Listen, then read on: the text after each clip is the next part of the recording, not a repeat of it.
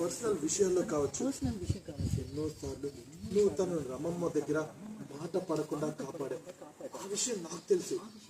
కనీసం ఆ విశ్వాసంతోనైనా రావాలి కదా.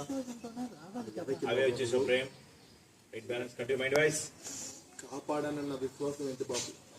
మా నాన్నకి కన్న కూతురు, తను మా అక్క. తండ్రి ప్రాణాలు పోయినా పర్వాలేదు, నేనెందుకు రావాలి అంటుంది. మీరంతా నాకు అవసరం లేదు అంటుంది. తనకి మేము అవసరం లేకపోవచ్చు, కానీ నాకు మా నాన్న కావాలి. ఏం చేయాలి? అబద్ధాలతో తను కట్టుకున్న సామ్రాజ్యం ఎక్కడ కూలిపోతుందోనని కన్న తండ్రికి ఏమైనా పర్వాలేదు అన్నట్టుగా మాట్లాడుతుంది. తన గురించి మీకు ఏం చెప్పాలి, ఎలా చెప్పాలి? ఇంకెవరు లేరా? ఏం చేయలేమా? నాకున్న ఒకే ఒక ఆశ చచ్చిపోయింది బాబు. కనీసం మానవత్వంతోనైనా కోర్టు దాకా వస్తుంది. మా నాన్న మంచివాడని ఒక్క మాట చెప్తుంది అనుకున్నాను. ఇంకా నాకు ఏ ఆశ లేదు బాబు. మా నాన్నని కాపాడే వాళ్ళు ఎవరు లేరు. ఆయనకు శిక్ష పడక తప్పదు. జీవితాంతం ఆయన మాకు దూరంగా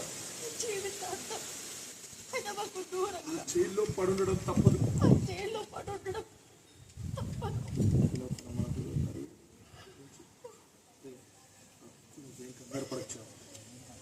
ప్రతి సమస్యకి పరిష్కారం ఉంటుంది. ఆలోచించాలంటే సాక్ష్యం ఎలా ఎక్కడి నుంచి సంపాదించాలనేది ప్రశాంతంగా ఆలోచిస్తే పరిష్కారం ఖచ్చితంగా దొరుకుతుంది.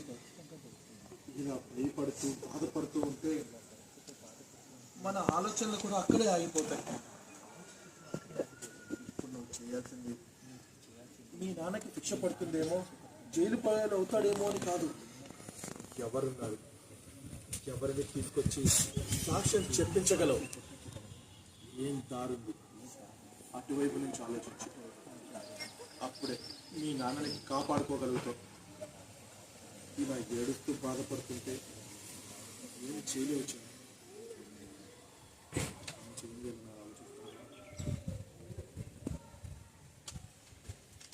Okay, mind wise tight close you. 85 అమ్మా, 85 అయిపోయిందా? ప్రేమకి అయిపోయిందా?